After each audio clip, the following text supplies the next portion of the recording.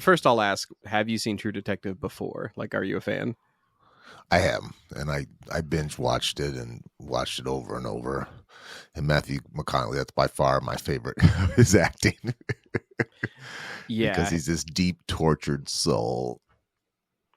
Upon rewatching, I think I realized that most of True Detective's writer, Nick Palazzo, most of the stuff he writes is very edgy. Like he comes off as like your 13-year-old cousin who's just realizing he might be an atheist coming to Thanksgiving dinner and just laying a bunch of heavy shit on everybody.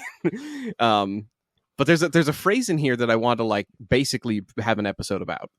Rust Cohle in True Detective, they're sitting in the car and they're like driving from one case to the other. And Rust Cohle basically says that we became too self-aware. And he uses the phrase programming several times. Programmed with total assurance that we are each somebody. He says that, we rely on our senses and we're programmed to feel self-assured that we have free will. And if you go through that script, he says programming like 3 or 4 times. It's crazy. I think the honorable thing for our species to do is deny our programming. And I kind of blew that off. Now, when you first watched True Detective, did you take any of his nonsense about free will and programming to heart? Did that ever strike you, or did you just like, oh, that guy's crazy kind of thing? No, I just thought he was trying to be eccentric. I almost thought he was kind of showing off to show how intellectual he was. Yeah. I thought it was almost, and then you realize that he just really is that dark. Like I almost just thought he was, just trying to be real cerebral and be an outcast by being different from other police officers. Right. That he is sort of like this edgy intellectual that like, and that's sexy these days, like being like Dr. House, being these characters who are like super smart, but also like nihilist and they don't really believe in much and they're pretty sure God doesn't exist and it's dark and it's cool and it's sexy. Well, the premise too of this show is that there's just horrible things being done to children and to very vulnerable people, and they can see it, but they can't quite stop it. And it's just very kind of heart-wrenching, right? Right. And from a writing aspect, like that's you want to establish a character who has the same outlook of life as your villain. It's just they're not as far gone yet. Oh, so really? So they're actually built of the or made of the same cloth. They just for some reason are programmed that they're not to that level, or had more shelter, so they're not quite as. I thought that's true though, right? Haven't you thought that certain people, if they weren't born into these good families, that they would be in prison? Well, that's the realistic aspect. Like what Rust Cohle is saying is that we're all programmed and we don't have really free will. But then like I shrug that off. Like I do what you do, which is like, fuck that, I've got free will. Like I know I do because I can make a decision and I believe in agency and personality. But what you said is like, yeah, but aren't people just going to end up in prison? Aren't there people who are just like, no, you're a psychopath or a sociopath. You are destined for prison or you're destined to work at a gas station, or you're destined to be a doctor. Like, how can you not be successful with how much privilege and education you've had? So that's kind of what we want to sort through today. This is an episode. I know that this should be like a 10 episode arc where we break down free will. But we really want to narrow it down, hopefully. And this is more of a discussion because I've been trying to like answer the smallest of questions about free will. There's one person, and we've already mentioned his name. When I first started talking about Robert Sapolsky, I kind of I didn't want to sound like a nut job. When I first came to Utah and I was like, have you heard of Robert Sapolsky? I did not want to be that 13-year-old atheist nephew who's trying to convince everyone at the dinner table there is no God, because that's what he is. Like Robert Sapolsky is a award-winning primatologist and neuroendocrinologist. Like he's got more awards than I could possibly list, and he's won like National Science Foundation awards and like awards for Society of Neurology and just crazy stuff. I thought that Joe had finally found someone for him to worship, and he was going to join this guy's cult. Is what I've heard. Because we thought he finally found someone qualified enough that he's willing to follow to death. Right, but my deal with Sapolsky is that like I found him because I was just taking a bunch of psych classes. Like I was trying to like dabble in as many fields of psychology as I could for free. Like there's so many YouTube videos. Like his lectures that I was talking about, they're the Stanford lectures, and they're kind of famous. Like throughout this series of lectures, he really does try to convince you that there's no such thing as free will, and that if there is free will, at least there's a lot less than what is generally assumed when it really matters. And he talks about how if you any book so far about free will written by a scientist or a neurologist usually comes down to like a couple of phrases. It's no, we may not have free will. Here are the reasons why biologically we probably don't have all that much free will. And at the end, they're like, but you can ignore that and have free will anyway. Like you can have your cake and eat it too. Like you can still make choices, and that matters. And so he's like, that invalidates everything they said. Like his thing is, and so when it contradicts it, right? Yeah. So when your punk nephew is like, there is no God and there's no free will, and you're like, you need to touch grass and find some values. Oftentimes they're quoting Sapolsky or Chris Hitchens or Stephen Fry or something like that. So like there's a limited list of atheists where they're like going to pull information from.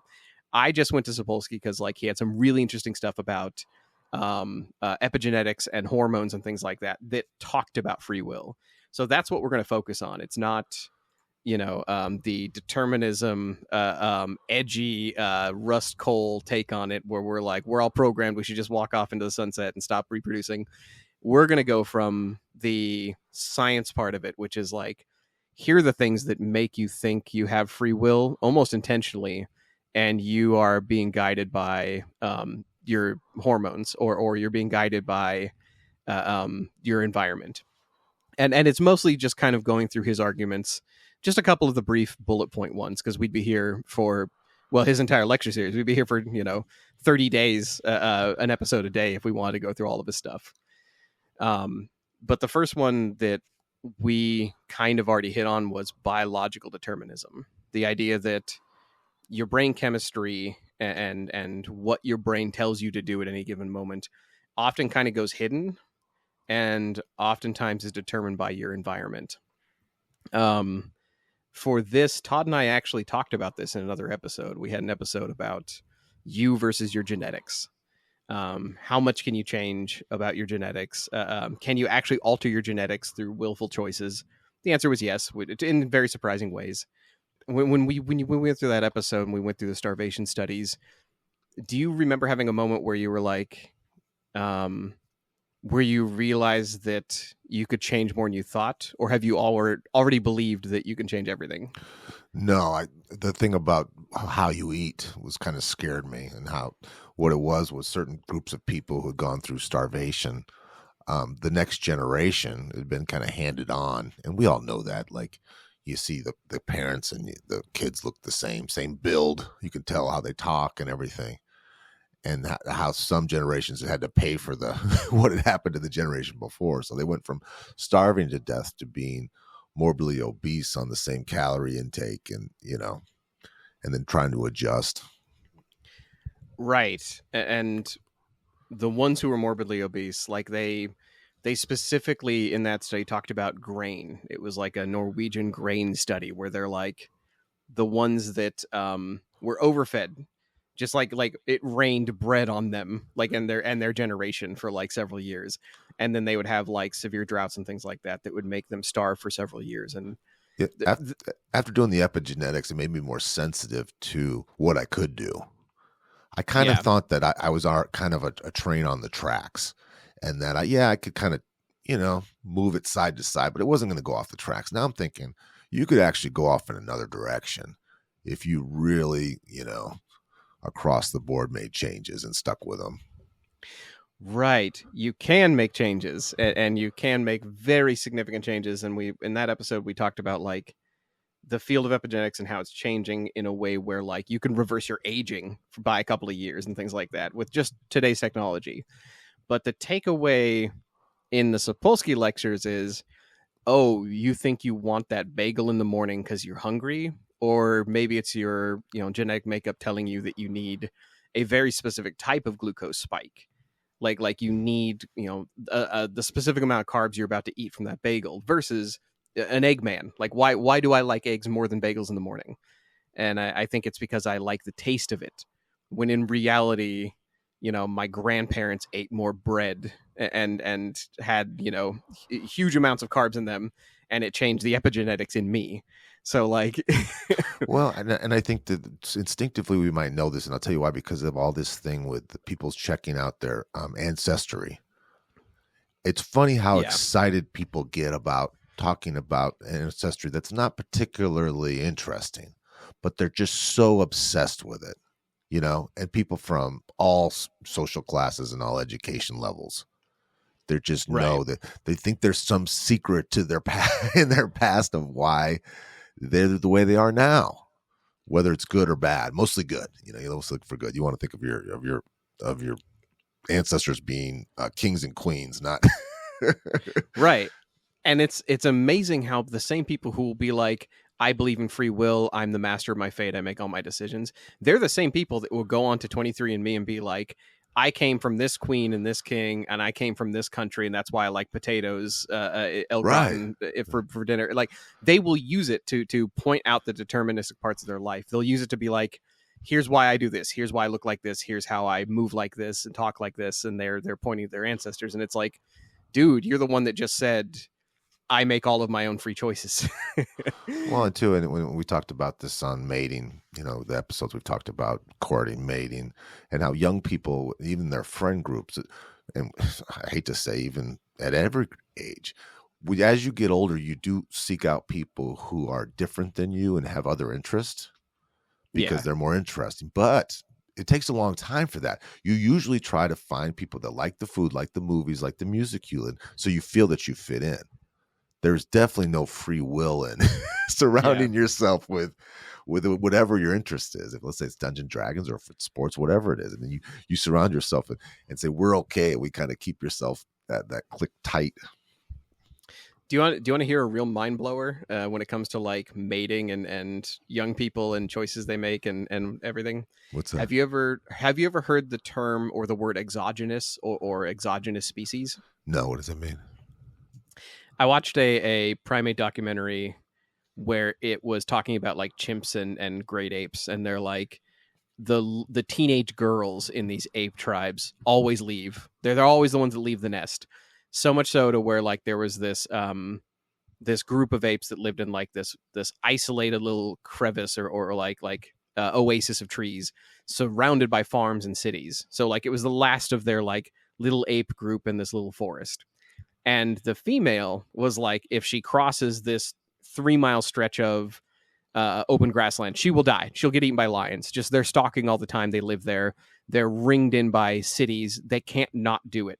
And then after that, there's city. So like she'd have to cross the cities. Like there's no way that happens. Like she'll get tranquilized and put back in the forest. So like they almost have like a little ape prison.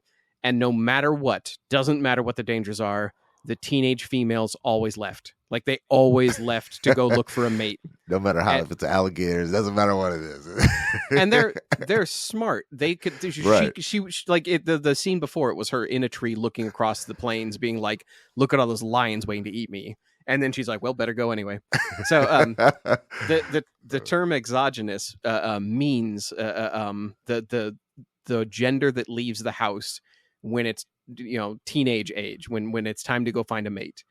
And this exists in humans too. Like we talk about how the males try to find like impress and be resource gatherers and display resource and we try to work out and get a nice car and have nice clothes.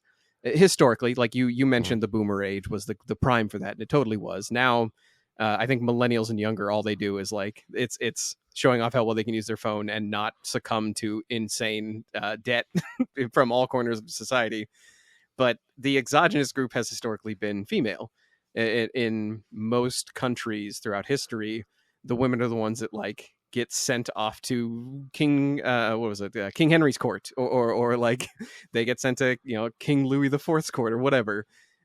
It's the same kind of deal. It's primates are generally female exogenous. So like even when we're talking about like mating and mating choices and stuff, there is a level of determinism in like who leaves the house and like what age and like if they have the resources to like when they do it. um Is that a peer pressure thing with the apes? mm-mm. It's just a DNA.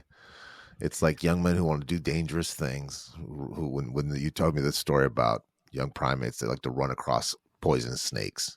It's just what they do. It's how they feel alive. It's what they have to do. Yeah, the young men will form patrol groups, and they will do dangerous things, and they will start setting up like their pecking order and stuff like that. And the females at a teenage year for mostly great apes will leave the house.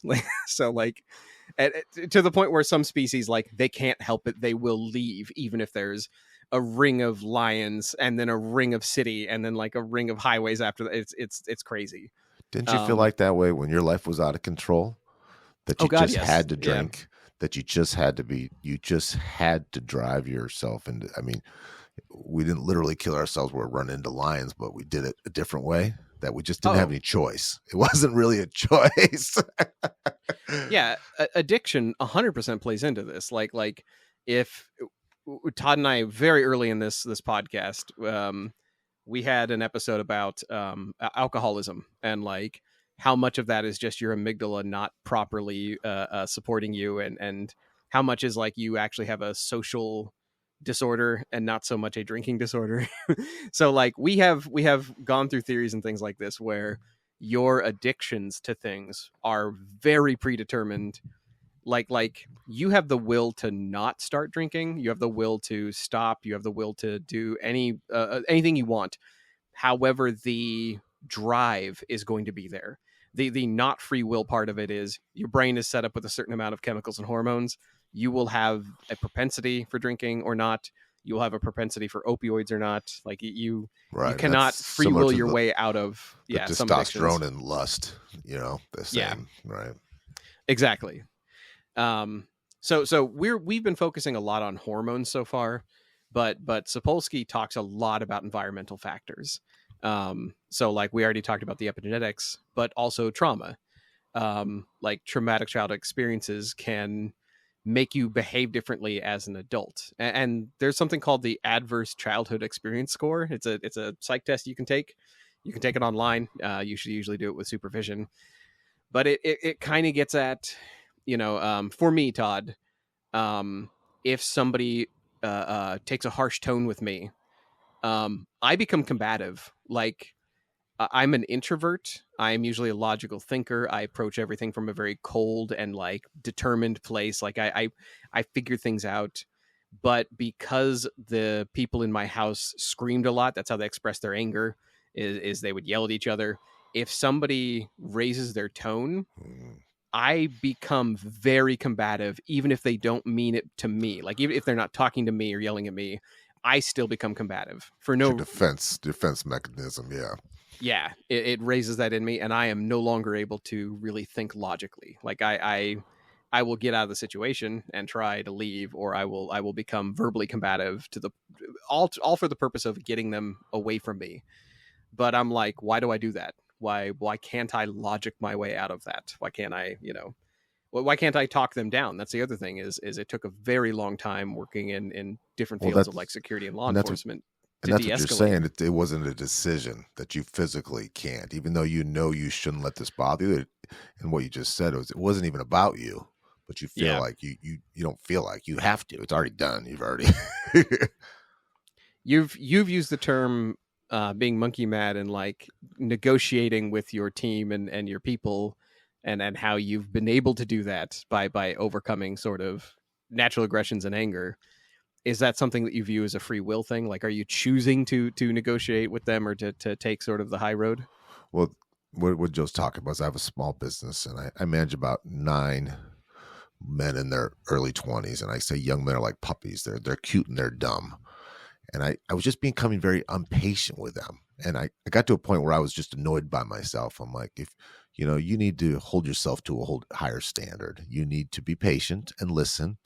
And so I started to I prayed about it, I meditated about it, and I started to practice and get myself in situations where I'd have to deal with them when I would be stressed and they would be stressed.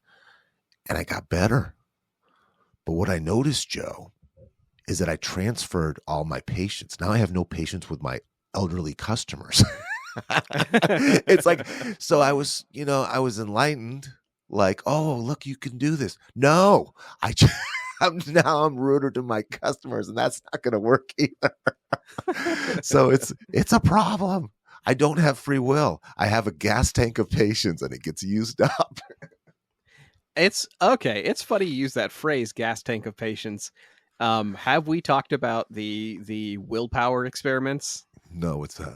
Okay. I didn't have this in the doc. I know this was going to be like a 30-minute conversation episode, and we're blowing way past that. But they mentioned it in Thinking Fast and Slow, but I had already read about it from Cracked and Cracked.com science studies. Basically, like they talk about how there was a study where, and it's been replicated. It's reliable because it's been replicated. It's not junk science. They took people and they gave them an impossible test. They're just like, take this math test. It'll be fun. Blow through it if you can. And what really happened is it was an infinity test. Like the math questions were fairly difficult, and it would effectively last forever. Nobody could complete it. And what the test was really about is how long people would try. And they found out that people who were like given no snacks, they didn't try that long. People who were given healthy snacks, they tried a little bit farther and longer. People who were given like garbage snacks, like donuts and stuff, they went longer. Like they'd reach for the food. Like they also figured out like there's a certain amount of willpower in whether or not you reach for the food or not. And if you do reach for the food, does it keep you going longer? Is that a myth? And they figured out that like if you are using all of your willpower to do this impossible math test that will never end, you will have less willpower to eat the donut. And after before the test, like one of the things they asked them is like, are you on a special diet or anything? Do you have any special dietary needs if we, provide a snack or something? So like they didn't invalidate the test or confound it by like asking them, would you eat food if we put it in front of you? And that was the amazing part is they're just like, we have a limited gas tank of willpower and and we can't split it into different things. Like if you are putting all your willpower into a math test or doing your taxes or forcing yourself to sit down and finally send off letters or emails to your bosses, you will not have the willpower left over to not eat a bad snack unless you've already set that up for yourself. You will not have the willpower or choice to like, that's interesting, not yell at your spouse when they interrupt you. Like you actually do have a limit to how much willpower you have in your tank. When we do that in sales, we say we used up all my smiles and my friendliness at work. So these people who say, Joe is so friendly and gregarious, and he might be in his day-to-day when he's doing his customer services kind of job. But then he just comes home and he's a jerk because he can't even muster a smile or that sort of. So we have gas tanks of everything. Yeah. Is that free will? That's a good question. Is are you free to be friendly to everybody all the time, or do you actually have a gas tank and you have to like replenish it and you run out of what is it? Your blood sugar goes lower and you don't smile as much. Okay. So actually, that's a good one to get into. How much does the environment around us and like our gas tank determine our free will? Have you and I already talked about the prison release board and the studies about like blood sugar? No, what's that? By the way, I know this episode is basically like a cavalcade of here's all the neat psych studies that we've read about free will and whether or not it exists. This one actually it was featured. It's been in almost every book about free will possible. It was in one of Malcolm Gladwell's book. I think it was in Blink. It was in Kahneman's book. It was in a Sapolsky book. So like it's been in everything. Basically, this has been a study that's been replicated. They take prison release board. I think the first one was an Israeli board. And then they started looking into other like prison release programs. And they ask this board, usually it's like ex-lawyers or judges or whatever, and they ask them, this guy's a danger. He hijacked cars and he took drugs and he did these other things. He has served his time, like he served the minimum of like 7 years or whatever. Are you ready to release him? Like, do you sign his release or not? And the board would be like, let's take a chance. Let's release him. Like good chance he's not going to screw up society. Good chance he's not going to like destroy, somebody's vehicle. Like let's take that chance. There are other times of day, however, where the same people making the same decisions on the same kinds of cases, they would say, no, this guy's too much of a danger. Lock him back up. Throw away the key. Like, we don't want to see him for another 7 years. Like Is it the that's same people? The same people. Same people. Yeah. Talk about good luck or bad luck, right? Is it a Thursday or is it a Wednesday? You Okay. Out of prison. It's not the day. I need to. I apologize for interrupting you, but like, it's not the day. It's whether or not they had lunch. You got to be kidding me. No joke. You would think people who would be in charge of that kind of thing would be disciplined enough to make the same decision, whether they're starving, hungry, or fed. Yeah. This goes into what I've said. I wrote a speech about this and saying, people say, I had a friend, he's in Arizona, and he actually trains big cats. That's his thing, right? Leopards, lions, all kinds of stuff. And they say, oh, make sure they're fed. And he says, absolutely not. You want them to not be fed, because when they're fed, they won't listen to you. So this is funny. The opposite. So these, but go ahead. I'm sorry. Well, no, it is similar. It's drive. It's the people once they had eaten. So like basically they looked across the history of cases they had tried. They looked across the history of people they had released, and they found out that it was entirely dependent on blood sugar. Yeah, they're impatient and they're cranky. Yeah, exactly. Yeah, so they're angry and they want to snap and they don't want to give anybody anything. They don't want to help anybody. Yeah, so stay in jail where you belong. The lower their blood sugar and the more hungry they were, the less they were willing to risk their precious society on letting somebody out. And I say that kind of glibly, but really it's like, we do that. We if you ever want to like get someone to make a very conservative, very like low risk decision, hit them up when they're hungry. Like if you want your boss to like take less risks, ask them about the risks like when they're like hungry and their blood sugar is low. Ask before, because after they eat lunch, they're going to be like, yeah, let's throw a bunch of money at this new R&D project. Let's do this other thing that like risks a little bit of our bottom line or profit. So like, yeah, it's very much our tolerance for risk is determined by our blood sugar in some circumstances.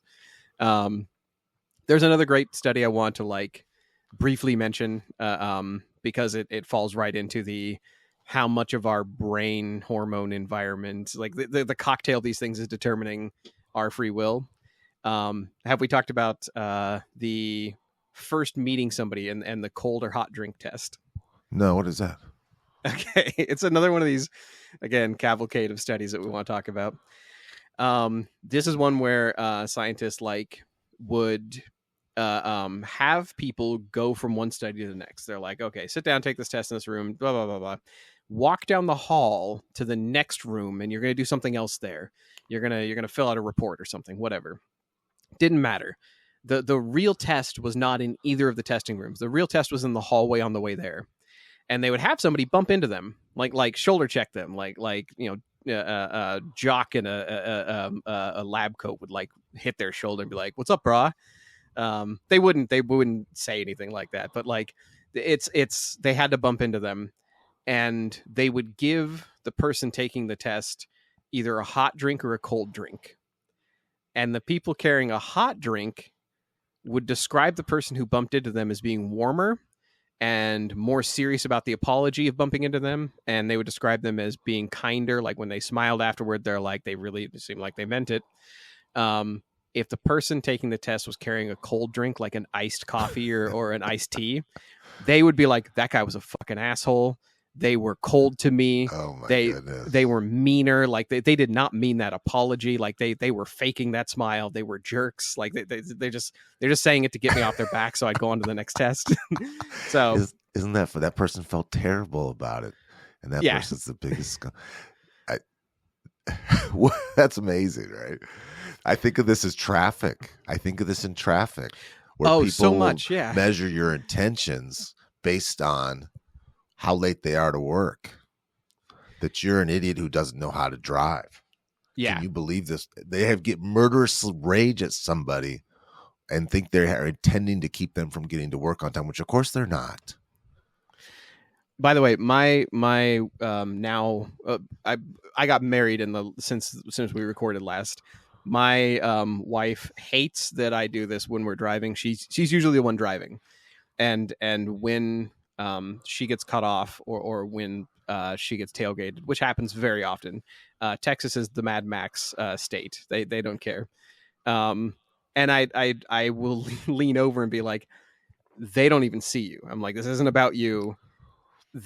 You are an obstacle in their video game, and nothing you do will determine their like. There's no such thing as punishment. But it feels personal, right?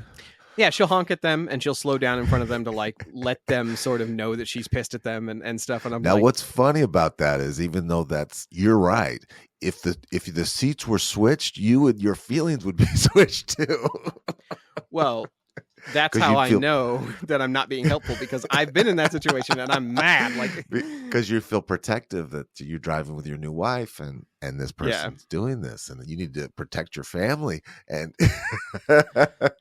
we have an older episode where I am on record saying that I remember the cars, make and model, and the people who have cut me off. Like, so like, I know I'm a hypocrite. Like I know that I'm giving her sound, reasonable logic, and in reverse, I have high testosterone and like high cortisol. So I have a high drive for neuroticism and like being pissed off at people. So like, I know how bad my advice is. but you're dead on. It's if I am going really fast, I'm in a hurry because I'm late for work or I have an emergency. It feels like an emergency. If somebody else is going really fast, they're just an asshole.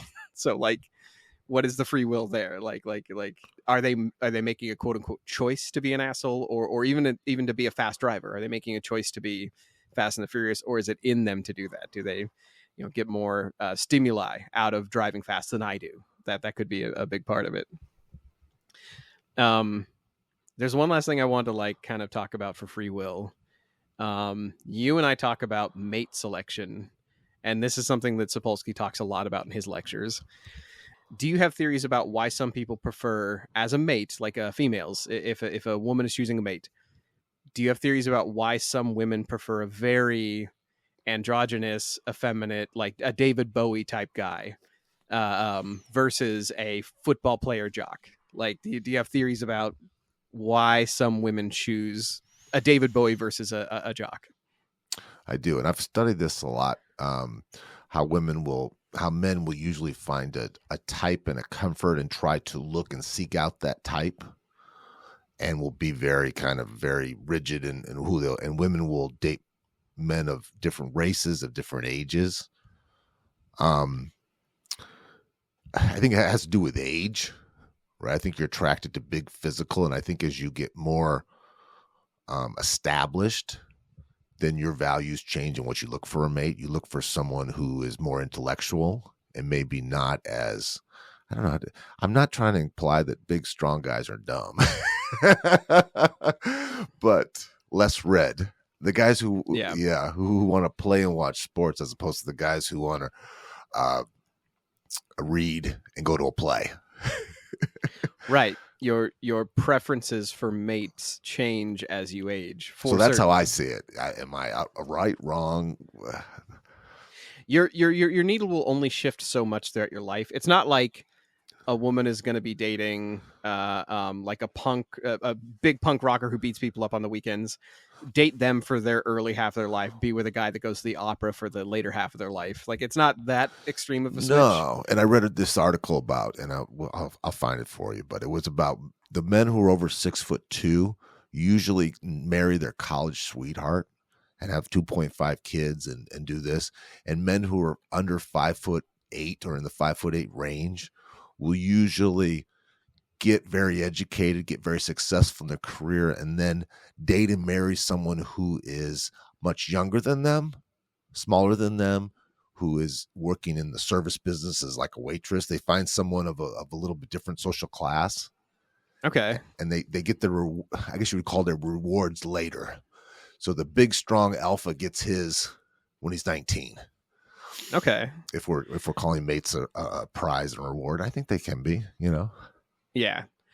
I it's funny, like that what you said lines up a lot with what I have been reading about as far as like mate selection, um and the levels of testosterone and when they get the reward is very important. Like what you said is very key. Like okay, so here's a fun one. That's the pattern for most guys. Most women, there's a theory that progesterone is affecting women's mate selection, and And don't that's women, and don't, I want to be clear, don't women choose, right? Women choose how this goes. I well, think they might okay. pretend, they might let men think we do, like, oh, I got her or I attracted her, but I think I think they're a little more calculated, a little more mature. To a degree, yeah, but also like to a limitation. Like women are the deciders historically, but also it depends on what society they're coming from. If women are coming from a less economically stable or a society with less laws that make them equal, they will show preference for more masculine men.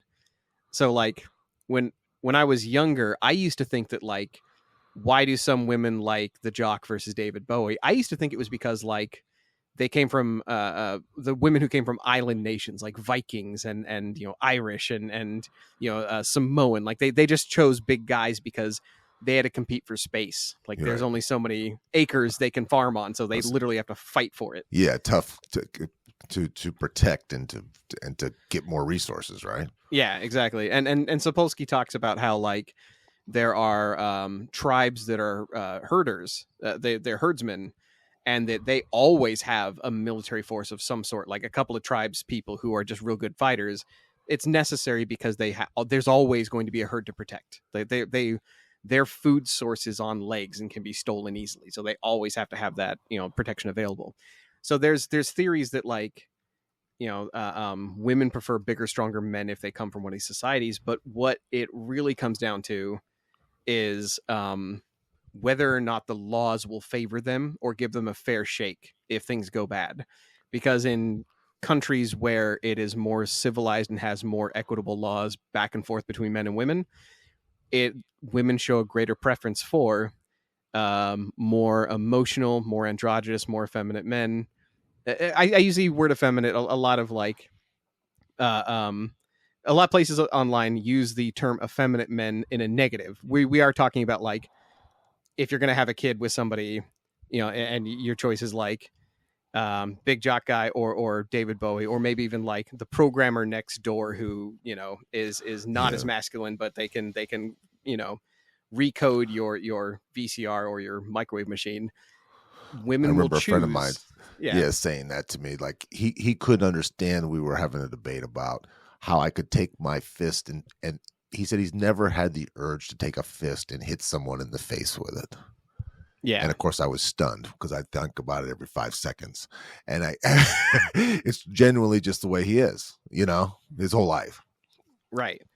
But he comes from a society that has more equitable laws. Like you won't have to fight somebody over your sheep. You won't have to fight somebody over your land.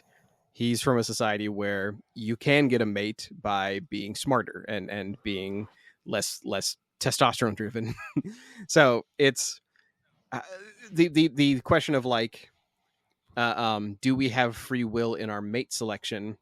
Well, not really. Like that's one of the things we may have the least free will in, because our free will is going to be partially determined by what hormones we currently have. Like progesterone is a hormone that women produce when they're pregnant, and it usually makes them seek out more emotionally available, effeminate, like sensy kind of men.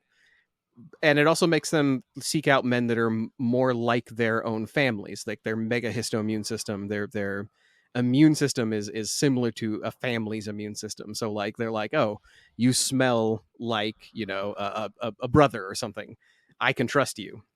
Right.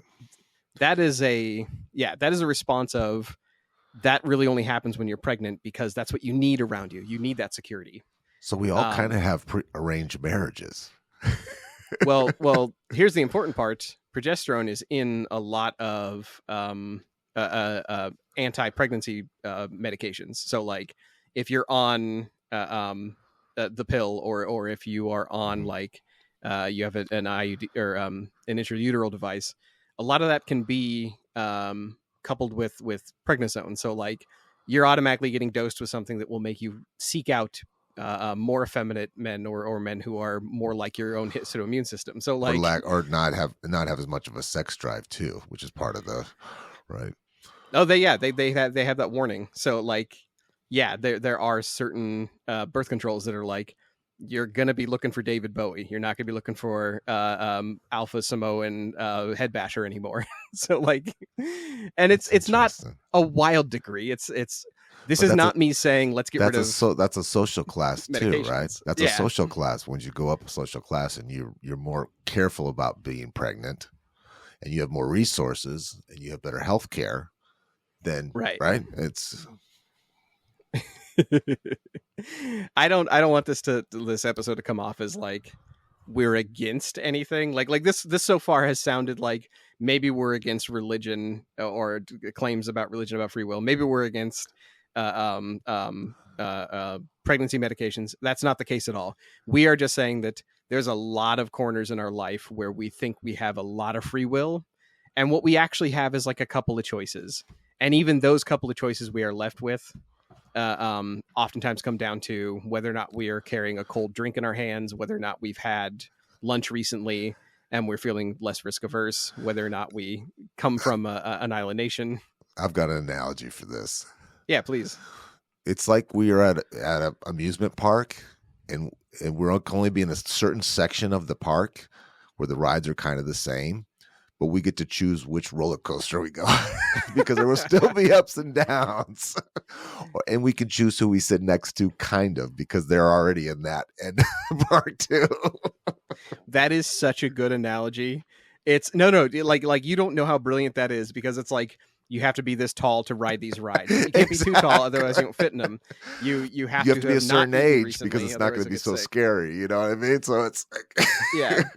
And then even within that section, you can't sit in the front of the roller coaster because you don't like heights, so you sit in the middle. So like, yeah, no, we have some free will to the point where we can determine which roller coaster we're on. We do not have enough free will to like go take the log ride instead of a roller coaster. Another way that I found somebody put this online, and I thought this was brilliant. Do you have enough free will to have scrambled eggs in the morning? And the question of this, and the reason why we're using this metaphor is, if you believe that there is no free will, that you choosing scrambled eggs every morning because you need the protein, your body needs it, you're predisposed to it, your parents had scrambled eggs, your environment tells you eat some scrambled eggs because you're like, you're doing daily doubles in football or whatever. Can you say there's no free will if you have to have scrambled eggs? Or do you have free will because it takes a lot of steps to make scrambled eggs? It takes a million little choices to make those scrambled eggs. And each one of them is a choice. Which spoon you use, which whisk you use, whether or not you put milk in your scrambled eggs, whether or not you use a pot or a pan or a saucepan or a sauce pot or whatever. Are those million little choices free will? Or is it that you don't have free will because you have to have scrambled eggs? Like, is the ultimate result a lack of free will? And yeah, I don't know. I know that for me, I am probably, like, I got married. I am probably going to have kids. I am working toward a degree. Like, I know that I'm going to be a button pusher of some sort to make my money. I know that I have a strong urge to build things. So like I'm building our house or houses. Like I've got all these things where I believe I have choices. But when I think about my drives, my hormone levels, my partner, and I I'm like, no, a lot of this is predetermined. Like a whole lot of this is, I get to choose what color of paint I use. I don't get to choose whether or not I build a house. Like, I think on the egg thing, on the food front, I'm going to speak to this because we did the episode about taking the weight loss the drug that I was on. Yeah. I couldn't control my food urges. And I know we're talking about scrambled eggs. I had to eat this for breakfast, and it's not because I'm disciplined. It's not because I'm healthy. It's just the way it is. And I would go to a lot of trouble to go to certain grocery stores. I would pay extra money at certain grocery stores, probably than I should, at Whole Foods and such, and Trader Joe's, more than I should. But you just can't help it. So I don't think we have free will, even when it comes to scrambled eggs or not. In conclusion, yeah. Oh God, you remember our episode about Biggest Loser and like how the only person who's ever kept the weight off from any of those shows, she just lives in an environment that is 100% controlled and out of her reach, and she can't determine any of the food that's in the house and all that stuff. Yeah, she's like she had to go to another planet. Yeah. So yeah, I think in conclusion, I read all this stuff and I'm not gonna side with Rust Cohle. I'm not gonna side with the guy that wrote True Detective. I don't think we are robots of hormones where every decision is made by what our hormone levels are, what we've eaten recently, all that stuff. I don't think we're quote unquote programmed, but I also don't think I have nearly as many choices as I used to think. I am not a creature of free will walking this earth under God and able to, freely choose anything I want. It's now my choices are pretty limited. I get to choose the process that gets me to a result. I don't really get to choose the result I'm aiming for in most cases. I think you're a control freak, and I agree with him. I think we are pre-programmed, and we all have arranged marriages, and our hormones control what we eat, who we sleep with, what we think about, and who we are. So we'll agree to disagree. Okay, I think that's a fair way to take this.